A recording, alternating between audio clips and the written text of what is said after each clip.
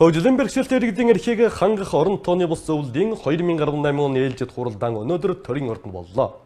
Зөвлөлийн өнөөдрийн хуралдаанаар 2017 онд хэрэгжүүлсэн ажил 2018 оны үйл ажиллагааны талаар хэлэлцэж, хөгжлийн бэрхшээлтэй иргэдийн эрхийг хамгаалах төрийн бус байгууллагууд болон орон нутагт томилолтоор ажиллах үед тавьсан санал тулгамдсан асуудлыг шийдвэрлэх зорилго тавьж байна.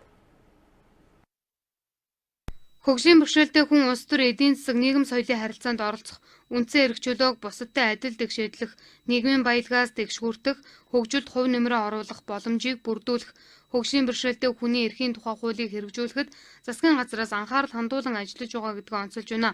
Энэ чухал хөгжлийн бэрхшээлтэй иргэдийн асуудал эрхэлсэн, бие даасан агентлагтай болох шаардлага тулгарчээ. Энэ төр засгаас явуулж байгаа бодлого шийдвэр тэр болгоныг эзэндээ хүрэхгүй байдал маш их гардаг. Цоцголгоочваа, төгийн цэгтэйчваа, улс орны хөгжлийн амьдрал ямар байна уу?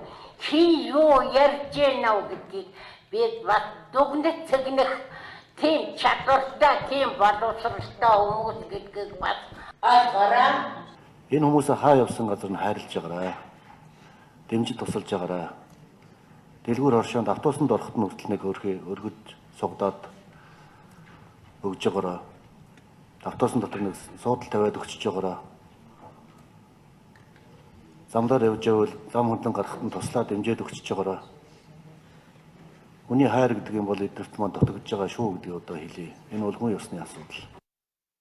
Хөгжлийн бэрхшээлтэй 100 гаруй мянган иргэнийг Монголын төрийн бус байгууллага аж ахуй нэгж иргэд бүх талаараа дэмжиж тусалж явах хэрэгтэй. Яг одоо бол хөгжлийн бэрхшээлтэй иргэд бусдын адил нийгмийн харилцаанд дэвш оролцож чадахгүй байна. Хөдөлмөрийн насны 70 гаруй мянган хөгжлийн бэрхшээлтэй иргэд байгаа ч ажлын байрны асуудал хүнд хэвээр байгааг тэд ярьсан.